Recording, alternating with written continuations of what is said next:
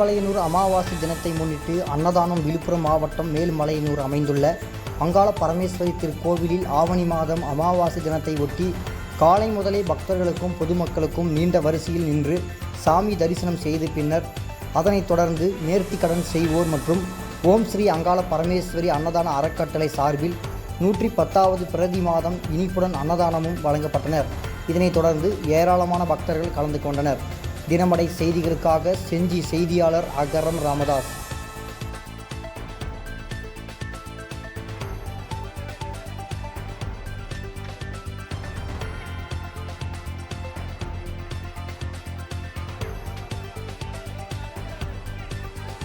இதேபோல் சுவாரஸ்யமான செய்திகளை தெரிந்து கொள்ள நமது தினமடை யூடியூப் சேனலை சப்ஸ்கிரைப் செய்யுங்கள்.